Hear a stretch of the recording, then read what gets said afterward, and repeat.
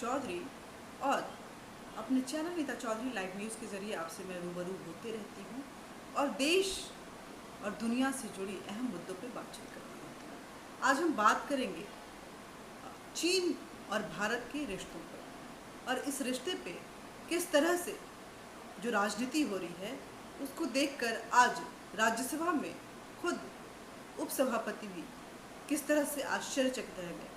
जो सभापति हैं उनको ये बोलना पड़ा कि I am shocked, I am shocked, I am shocked. एक बार नहीं बल्कि 3 बार उन्होंने बोला। सभापति जो कि इस देश के उपराष्ट्रपति भी हैं, वेंकैया नायडू, उन्हें विपक्ष के रवैये पे आश्चर्यजनक तरीके से उन्होंने एक रिएक्शन दिया और विपक्ष का ये रवैया उनको ऐसा लगा कि कहीं ना कहीं देश हित में नहीं है।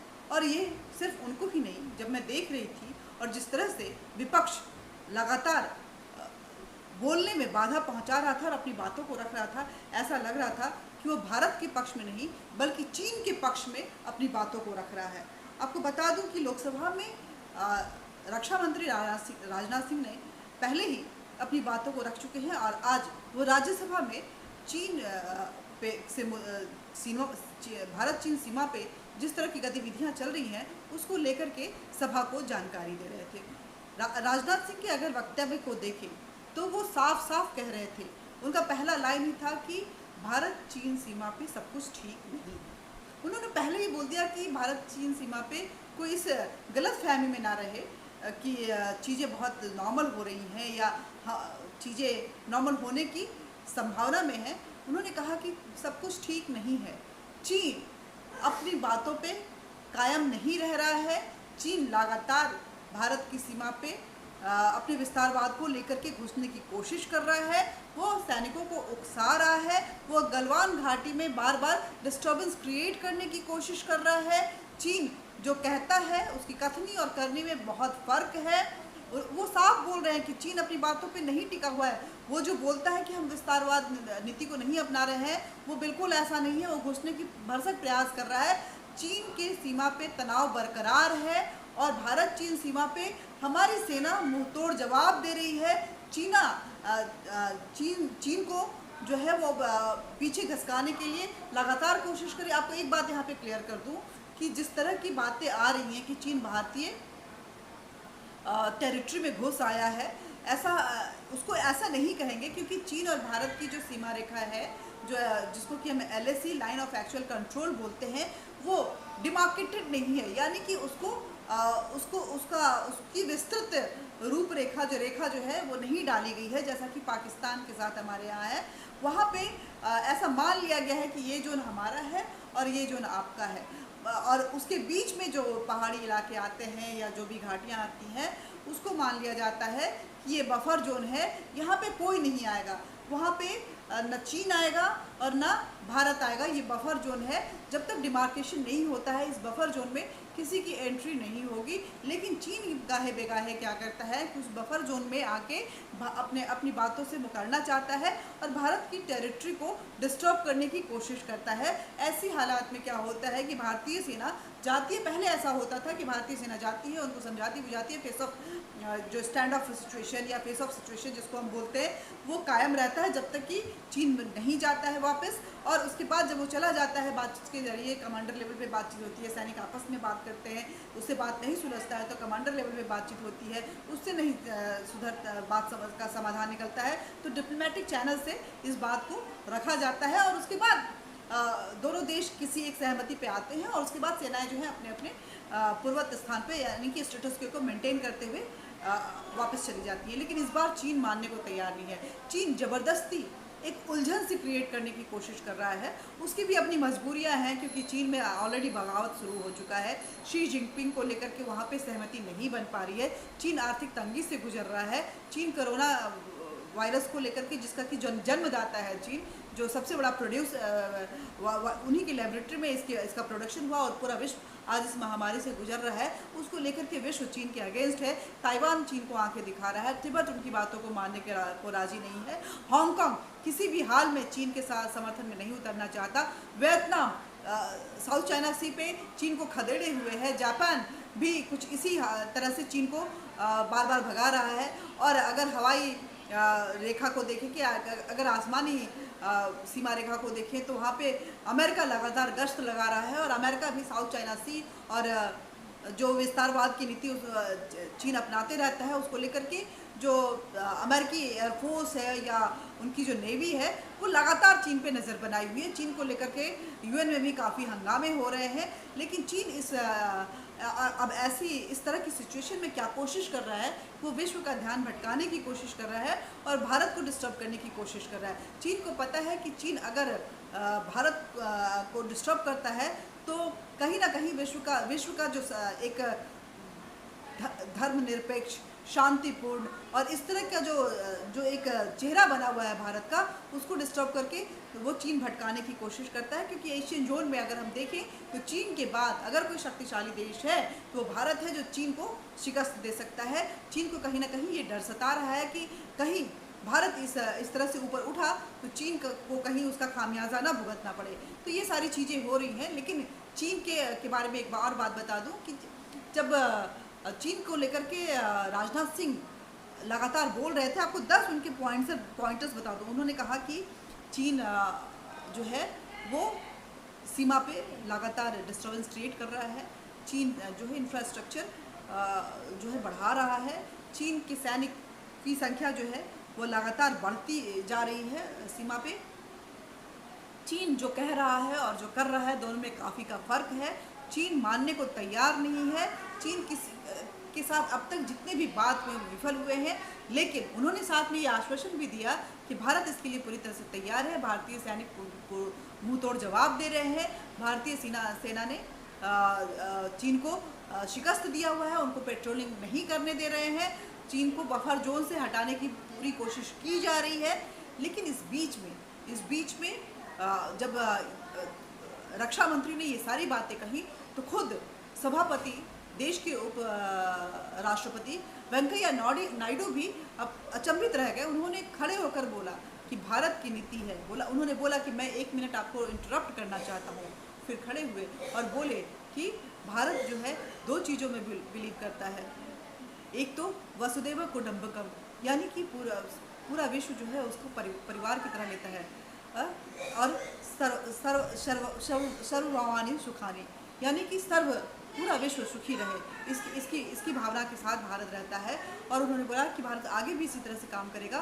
लेकिन फिर उन्होंने उनको परमिशन दी कि आप बोलना शुरू कीजिए। लेकिन इस बीच में विपक्ष ने हमला करना शुरू किया और सबसे ज़्यादा जो आश्चर्यजनक स्टेटमेंट आ रहे थे वो कांग्रेस की तरफ से आ रहे थे। आपको बता दें कि जब चीन और भारत की ऐसी सिचुएशन क्रिएट हुई और मानसून का सत्र चल रहा है तो बीमारी के नाम पे राहुल गांधी और सोनिया गांधी, जो कांग्रेस मुख्य विपक्षी पार्टी है कांग्रेस के 2 अहम नेता, जो कि अध्यक्ष हैं सोनिया गांधी, वो भी पार्लियामेंट्रियन हैं, और राहुल गांधी जो कि पूर्व अध्यक्ष रह चुके हैं और वो भी पार्लियामेंट्रियन हैं, दोनों ही इस देश से गायब हैं। शायद उनको कहीं ना कहीं ये डर सता रहा था कि जब क्वेश्चन उठेगा, सवाल उठेंगे तो कहीं ना कहीं उनके नाम आएंगे। और आज बहुत कुछ ऐसा ही सदन में देखने को मिला।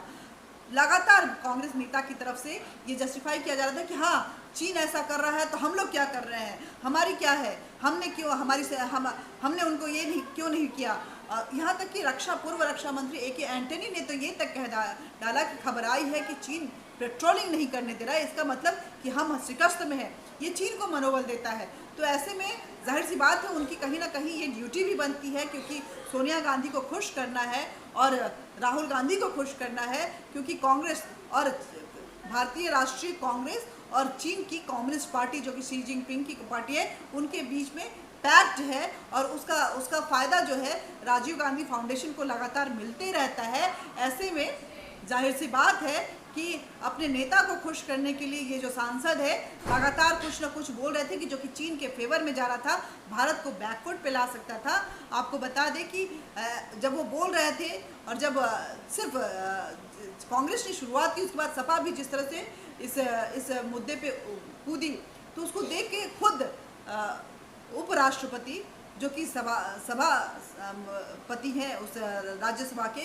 उन्होंने 3 बार बोला I am shocked, I'm sure that opposition will behave like this, क्योंकि जब बात सरहद की आती है, बात देश की आती है, तो अभी तक यही देखा गया कि सदन में चाहे सत्ता पक्ष हो या विपक्ष, वो सारे लोग एकजुट हो जाते हैं। और जब रक्षा मंत्री, इस देश का रक्षा मंत्री बार बार ये बोल रहा हो कि सरहद पे सब कुछ ठीक नहीं है, लेकिन हम तटस्थ हैं, हमारी सेना पूरी तरह से वहाँ पे खड़ी है और हम देश का सर झुकने नहीं देंगे, किसी भी हाल में भारत का 1 इंच ज़मीन भी कोई भी नहीं ले सकता है, हमारी टेरिटरी पे किसी को घुसने की इजाज़त नहीं देंगे।